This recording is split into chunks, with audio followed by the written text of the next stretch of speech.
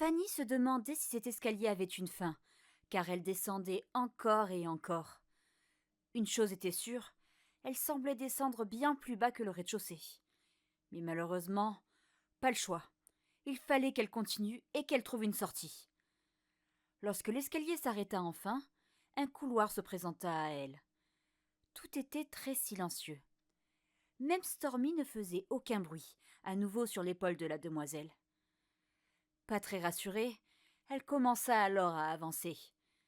Ses pas résonnaient alors qu'elle marchait doucement, toujours sur le qui-vive.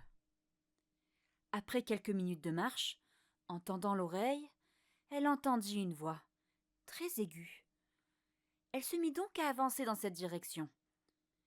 Oui, bien sûr, auparavant elle essayait de fuir pour ne pas se faire remarquer, mais maintenant elle en avait assez d'être là. Et elle se demandait bien si cette voix pouvait l'aider. Elle arriva alors devant une immense porte en bois, où ce qu'elle cherchait semblait se trouver derrière. Elle toqua alors, après un petit moment d'hésitation.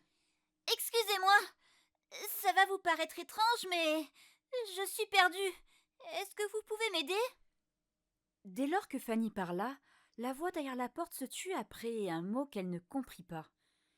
Puis plus aucune réponse. Un peu abasourdie, la jeune fille décida alors de pousser la porte qui par chance ne semblait pas verrouillée. C'est alors qu'elle eut une vision d'horreur. Une forme noire, gigantesque.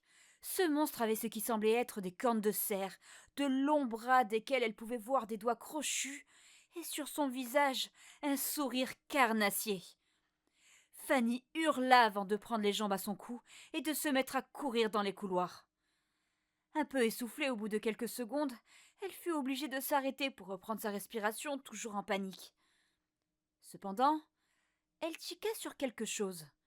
Pourquoi est-ce qu'elle n'entendait pas la bête qui lui courait après? Pourquoi n'avait-elle toujours pas entendu un seul grognement? Prudemment, la demoiselle fit demi-tour sans un bruit. Retournant alors sur ses pas, elle revint à la porte qui était toujours ouverte, et à présent, elle entendait des rires.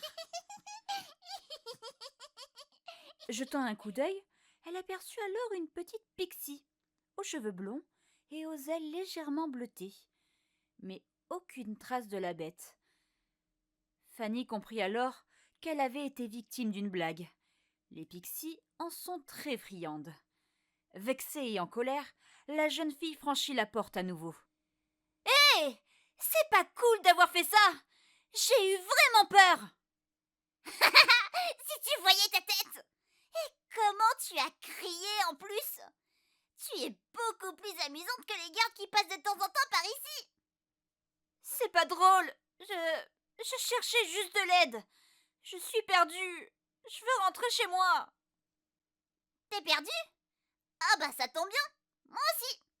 Moi, c'est Luna.